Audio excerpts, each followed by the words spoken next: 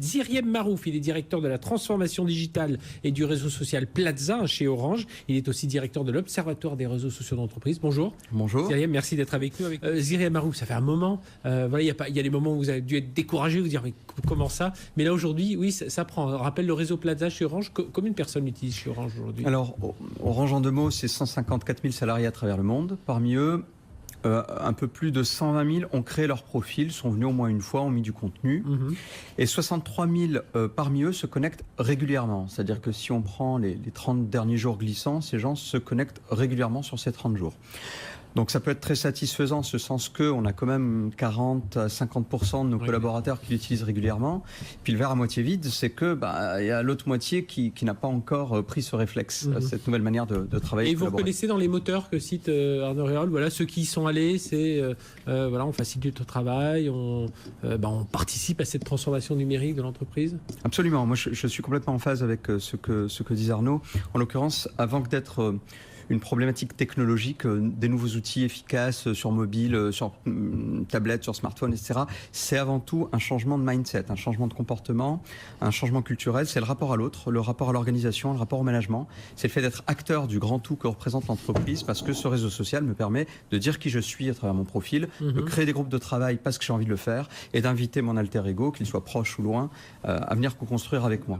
Ziriem Marouf, chez Orange, le plus difficile finalement, c'est de trouver ces pilotes, là, c'est les personnes sur lesquelles vous allez vous employer, vous, sur la transformation digitale et donc sur le déploiement, enfin l'usage de ce réseau social, notamment de Plaza chez Orange. Mais c'est ça, c'est trouver les bonnes personnes sur lesquelles vous allez vous appuyer Absolument, c'est trouver les bonnes personnes, c'est trouver les bons usages, c'est soutenir les bonnes communautés, de faire en sorte que on ait une démonstration de la valeur par l'exemple. C'est-à-dire que les démarches très incantatoires qui consistent à dire que l'alpha et l'oméga de l'entreprise moderne, ça est la collaboration, ça ne suffit pas de le dire, il s'agit de le vivre.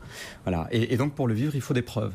Ces preuves-là, elles sont en effet basées d'abord sur un esprit volontaire, un esprit d'initiative. En ça, je rejoins complètement Arnaud. On ne peut pas contraindre les gens à être généreux. Or, un réseau social qui marche est basé sur la générosité. Pourquoi? Parce que c'est basé sur l'entraide, c'est poser une question, trouver une réponse.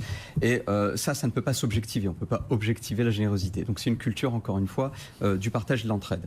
Donc comment on peut mesurer, par exemple, cette entraide? Il y a des questions dans un réseau social qui sont posées, puis il y a des réponses. Et enfin, il y a des réponses qui sont jugées utiles ou correctes. Alors, on mesure, par exemple, dans notre réseau social, toutes les semaines, le nombre de questions cumulées qui ont été posées. On en a plus de 100 000, à peu près, 120 000 qui sont posées par an. Sur ces 100 000 questions posées, il y a 120 000 questions posées, 100 000 réponses. Et parmi elles, à peu près 80 000 réponses qui ont solutionné le problème. Et ça en moins de 3 semaines. Ça, c'est une preuve tangible de l'intelligence collective. Et est-ce que de la même façon on met des petites étoiles au bon conducteur Blablacar ou au bon passager Blablacar, pour prendre cet exemple-là, est-ce que on va peut-être pas objectiver les gens en disant vous alliez tous les jours répondre à 3, poser une question, répondre à 3 et répondre à 3 autres questions. Est-ce que vous avez mis en place un système, alors pas de reconnaissance, quoi, de dire tiens, d'expert, vous êtes expert 3 étoiles, expert 4 étoiles dans ce domaine-là? Alors, ça peut être une solution aussi pour un peu pousser les gens, y aller un peu plus et avoir ce partage? Alors oui et non. Non, parce qu'on a fait très attention à ce qu'on ne note pas les gens, c'est-à-dire qu'on considère que les individus, on essaye d'éviter un biais de notation des individus. On note par contre les contenus corrects, on met des likes, un peu comme dans les médias sociaux publics, on peut cumuler ses likes, ses vues, etc.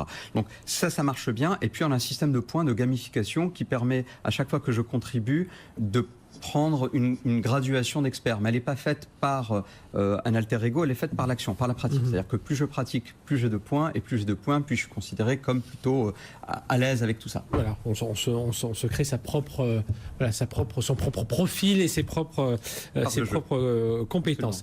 Comment ça se passe chez Orange, de jouer avec la relation client? Enfin, comment ça se passe?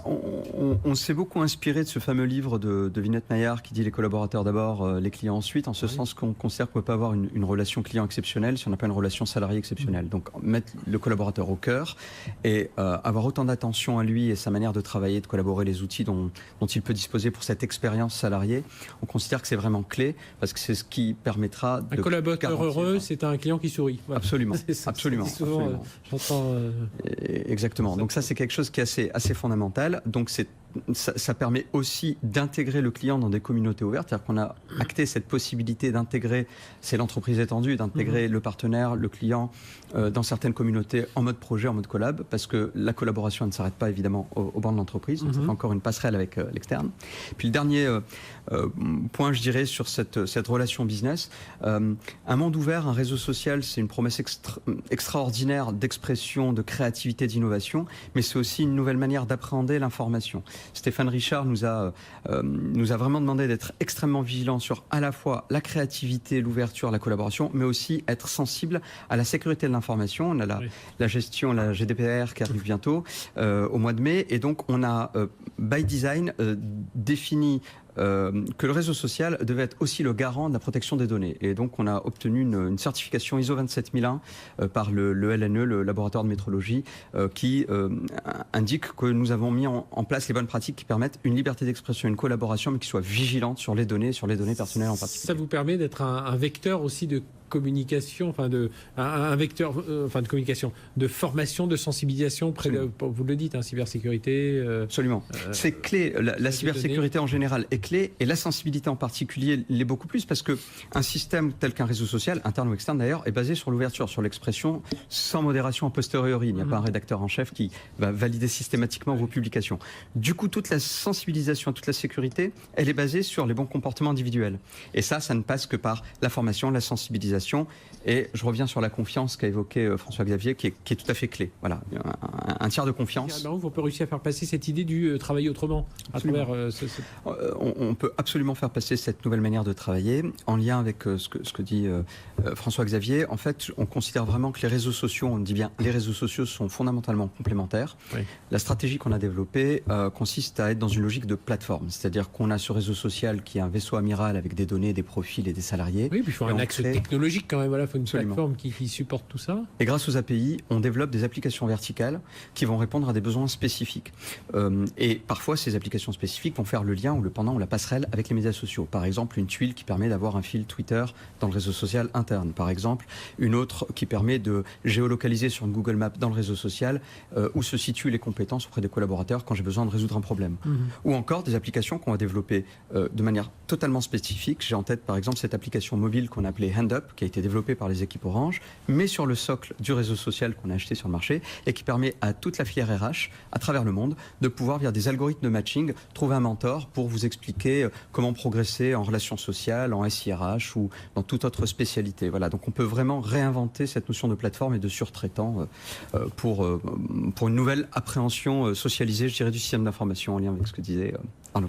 Messieurs, merci de nous avoir accompagnés. Merci d'avoir été avec nous tous les trois. Myriam Marouf d'Orange, François-Xavier Viel de BPCE et Arnaud Rérolle de l'Éco.